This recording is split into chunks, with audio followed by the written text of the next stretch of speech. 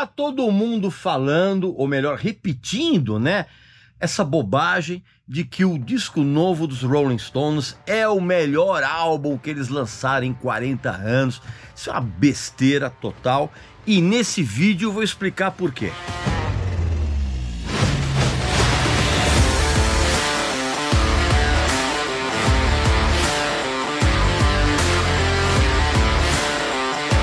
Meu amigo e minha amiga, eu tenho uma dica sensacional para você e para os seus filhos, cara. É uma agenda, um ano de rock and roll da Belas Letras, cara. É uma agenda interativa espetacular, que eu tenho certeza que seus filhos vão se divertir e você também, cara. Ela vem com uma cartela de adesivos, olha que legal. Um monte de adesivos bacanas para você colocar. Vem com ilustrações, tá? Muito legais. Vem, inclusive, com cada dia tem um fato da história do rock, da música, relacionado àquele dia, cara. Então tem um monte de textos bacanas para você se informar. Tem, inclusive, tem uma coisa muito legal aqui, que é o seguinte, deixa eu até mostrar aqui para vocês, olha só. Você pode, a cada mês, olha só, colocar, tem um link aqui, ó, que você vai ter acesso a uma playlist exclusiva todo mês. Se você pega o teu aplicativo do Spotify, tá? Ele abre e você clica aqui, a câmera aqui, ó, e ele vai te dar acesso a essa playlist. Todo mês você vai ter uma playlist muito legal, super interativa. Tem um monte de informações, anotações para você colocar aqui, ó. Tem textos contando o que aconteceu de relevante, tem curiosidades sobre o vinil, tem um monte de informações, é uma agenda sensacional que os seus filhos vão curtir muito e eu tenho certeza que você também, né? Aquela agenda moda antiga para você escrever, para você colorir, inclusive, tem umas ilustrações muito legais também para você colorir, enfim, você pode ter acesso a essa agenda sensacional com um desconto incrível. Basta que você clique aqui no link abaixo, tá ok? E, né, correspondente, e na hora de finalizar a compra, você vai colocar o nosso tradicional cupom de desconto. Regis Tadeu Indica, tudo junto. E você vai ter um descontaço para adquirir essa agenda, que é sensacional. Cara, eu adorei. Olha que legal isso aqui, né? Para você depois você colorir. Seus filhos vão curtir muito. E eu tenho certeza que até mesmo você, cara, você vai se lembrar dos bons tempos da sua infância e você vai curtir bastante essa agenda, tá bom? Eu recomendo. Meu amigo e minha amiga, você sabe muito bem que alguns dias atrás foi lançado o novo disco dos Stones, né? O Rockney Diamonds. E todo mundo tá falando, é o melhor disco que a banda lançou em 40 anos. É o melhor desde o Tattoo You, não sei o quê. É um clássico, bababá. Essa tremenda besteira. Isso acontece por causa do nome Rolling Stones, né? O simples nome dessa banda já causa nas pessoas um certo frisson, vamos dizer assim, desde, evidentemente, que a pessoa seja um adulto razoavelmente afastado da infantiloide que reina exatamente no mundo adulto de hoje, né?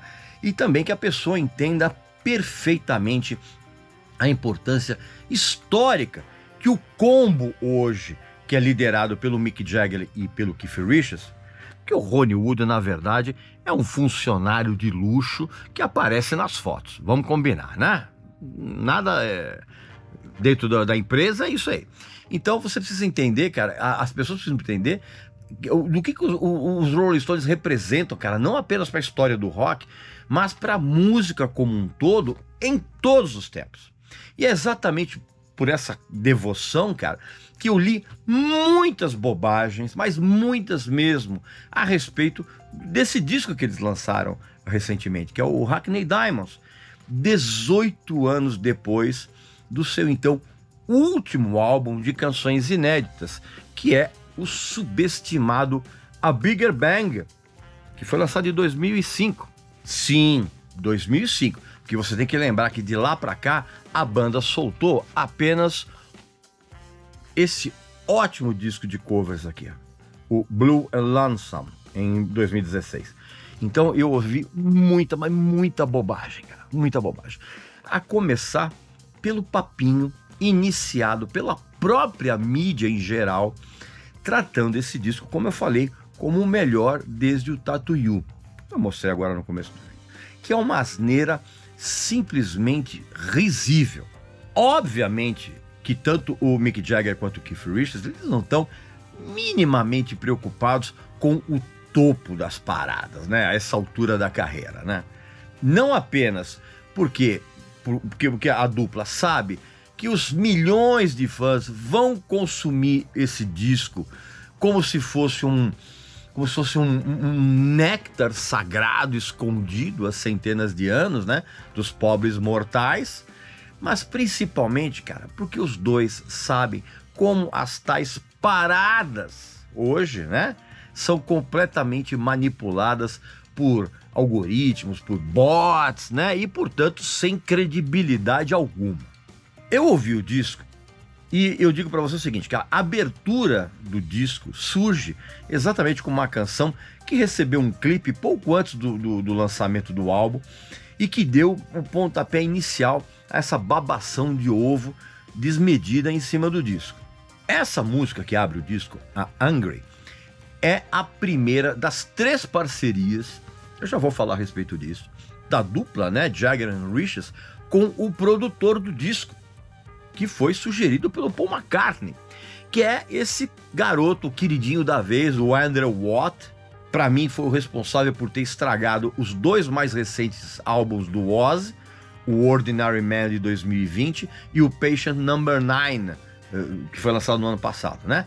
E esse garoto, ele teve uma ascensão meteórica como produtor de Post Malone e Justin Bieber, a Lana Del Rey e Miley Cyrus, depois dele ter surgido como guitarrista do California Breed, que era aquele projeto do Glenn Hughes, né? Junto com o Jason Bonham, né? Mas essa é uma outra história, ok?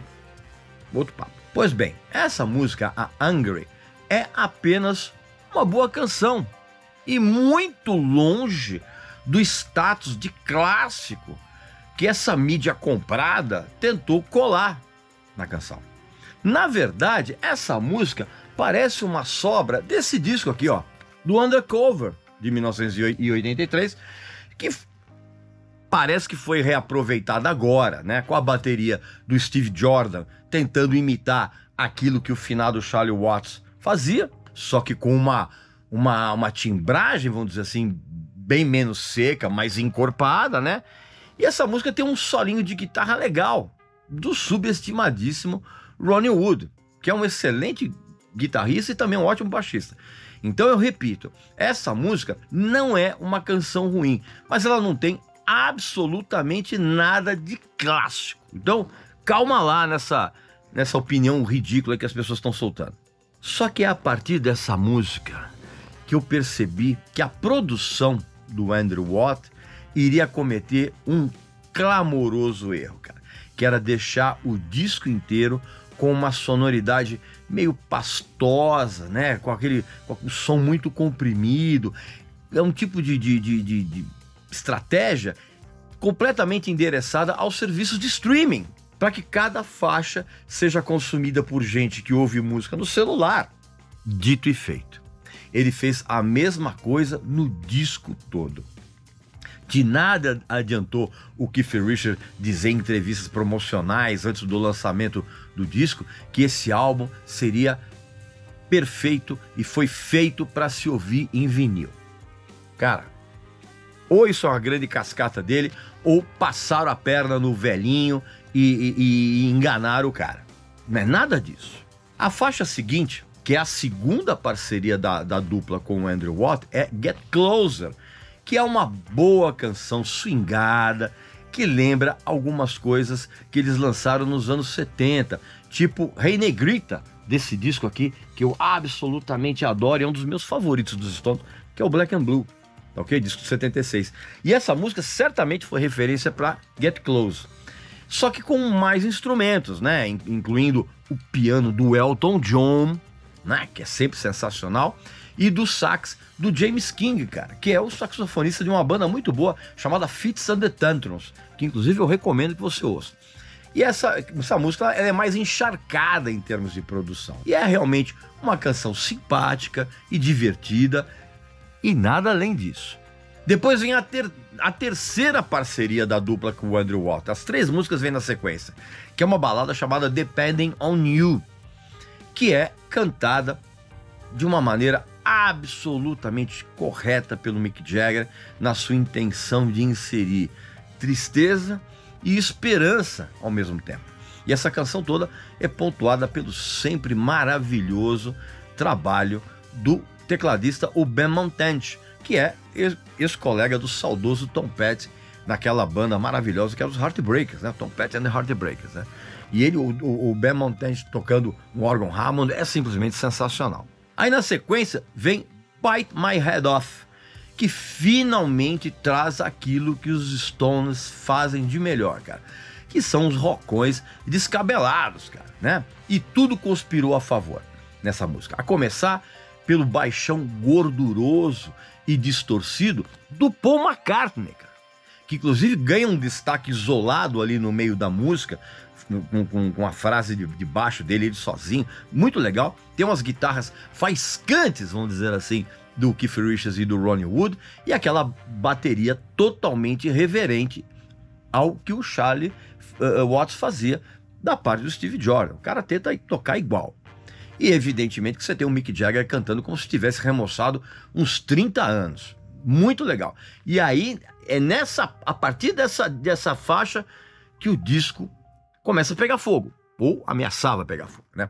Que é o que acontece na sequência, que vem com uma música com uma surpreendente modernidade roqueira chamada Whole Wide World, que joga a banda como é que eu vou dizer? Num caldeirão de contemporaneidade sônica, muito bem-vinda, cara, mostrando aí para esses King of Leons da vida aí, cara, como é que é possível unir rock e pop com peso e substância harmônica, melódica e rítmica. Aí depois, cara, vem uma linda balada country blues chamada Dreamy Skies. E evidentemente que essa música ela não surpreende a quem sabe que a banda é especialista nesse tipo de som, cara. Os sons de violão e de dobro, né, que é aquele violão de corpo metálico tocado com steel, são deslumbrantes, cara, e eles arrepiam a alma, cara, com o Mick Jagger cantando como se ele, sei lá, como se ele estivesse num final de tarde às margens do Mississippi, cara. Uma canção linda. Depois vem Mess It Up, que é um daqueles rocks sacolejantes, bacanas, mas também nada além disso. Ele poderia ter entrado, por exemplo, nesse disco aqui, ó, no Bridges to Babylon, né?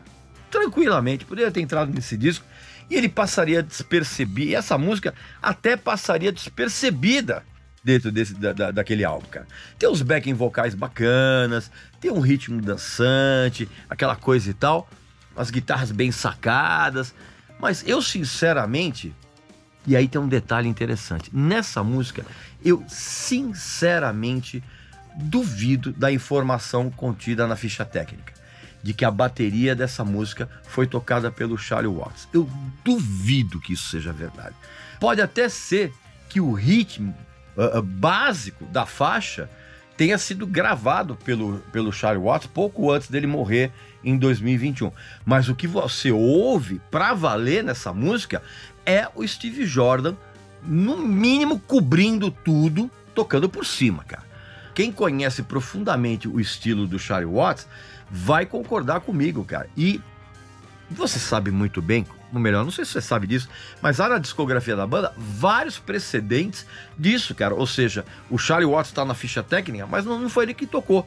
Presta, por exemplo, atenção a algumas faixas desse disco aqui, ó, o Dirty Works, de 1986, e você vai sacar que não foi o Charlie Watts que gravou em várias das faixas desse disco, por exemplo, tá?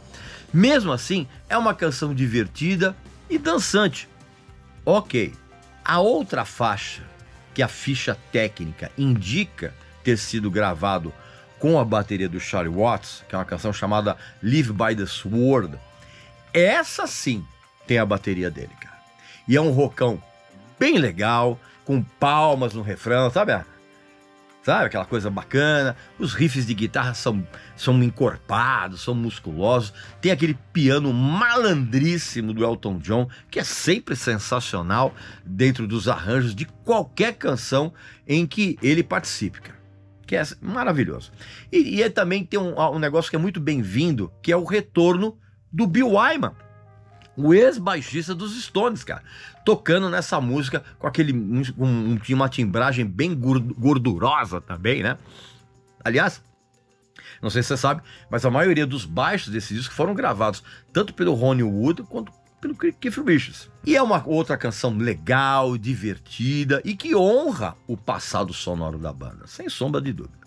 E aí vem Driving Me Too Hard, que é claramente uma prima de um grande clássico do passado dos Stones, que é Tumbling Dice, com a mesma cadência, e tem inclusive umas surrupiadinhas de guitarras ao longo dos seus pouco mais de 3 minutos de duração.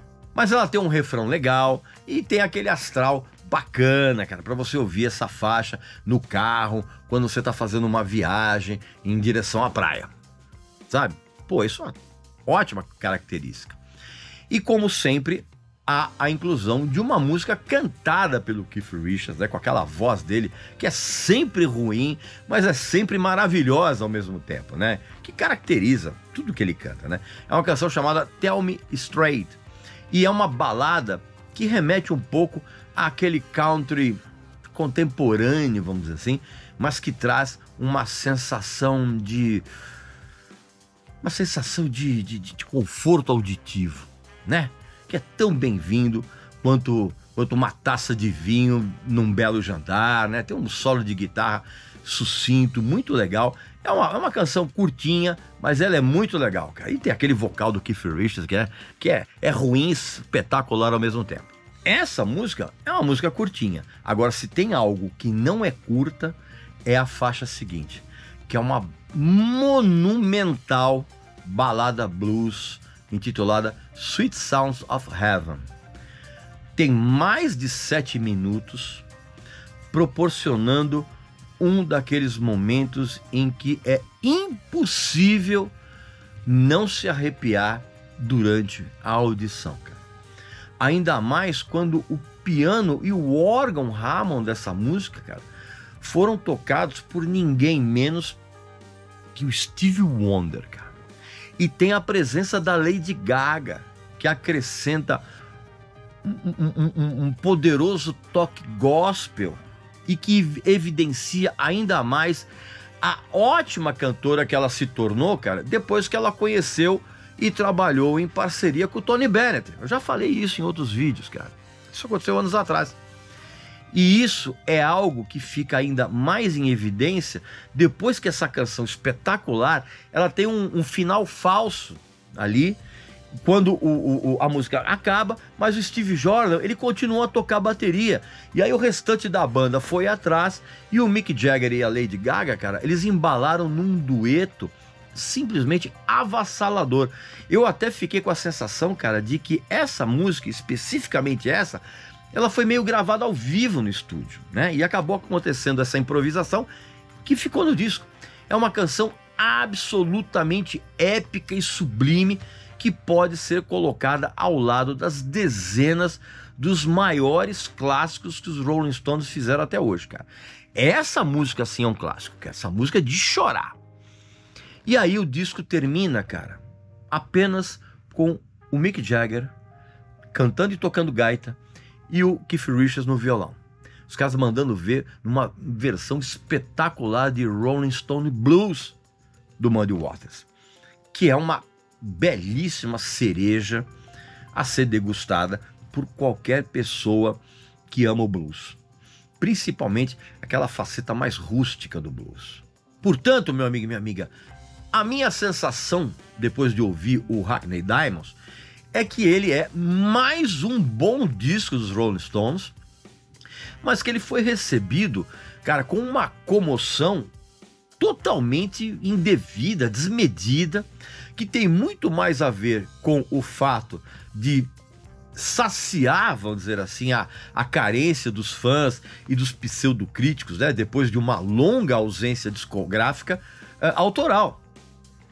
E é a prova de que vivemos hoje em uma época em que qualquer coisa é clássico, qualquer coisa é genial, qualquer coisa é imortal, qualquer coisa é maravilhosa, qualquer cantorazinha é diva. Tudo evidentemente distorcido para gerar aquele edredom quentinho, emocional, né? Para as carências emocionais de gente completamente destrambelhada, cara. É um bom disco? Claro que é, mas jamais pode ser chamado de clássico. Você sabe muito bem que eu detesto comparações, você tá entendendo? Mas esse disco, por exemplo, ele perde em todos os quesitos técnicos e de repertório pro Voodoo Lounge de 1994, por exemplo. Então, meu amigo e minha amiga, ouça o disco novo dos Stones, aprecie as suas várias qualidades, não ignore os seus defeitos, sendo que aquela absurda e inaceitável compressão de áudio é o pior deles, junto com essa capa medonha, aparentemente foi feita para que o Mick Jagger, que é um famosíssimo pão duro, não tivesse que gastar muita grana para fazer essa capa. Essa capa é medonha, né? E você precisa também ser sensato antes de sair por aí distribuindo elogios sem sentido e repetindo frases feitas frases feitas encomendadas por essas assessorias de imprensa da banda, cara, tá? É feio ficar bancando papagaio cerebrado por aí. Pois bem, meu amigo e minha amiga, essa então é a minha opinião a respeito desse disco novo dos Stones. Repito, é um bom disco, mas clássico de jeito nenhum. Aqui nos comentários, coloca a tua opinião a respeito desse disco. Quais são as qualidades e quais são os defeitos dele, tá ok? E não esqueça, evidentemente, de clicar aqui embaixo na descrição do vídeo para você adquirir os livros incríveis, ser sócio do nosso clube de membros VIP, né? A lojinha, nossa lojinha não, nossa grande loja com as camisetas incríveis como essa aqui, ó. Você sabe quem é essa banda, né? E você sabe esses óculos de quem são, né? Pois é. E a gente se vê muito em breve em outro vídeo aqui, tá bom? Então um abraço, saúde para você, para sua família, para seus amigos e até a próxima.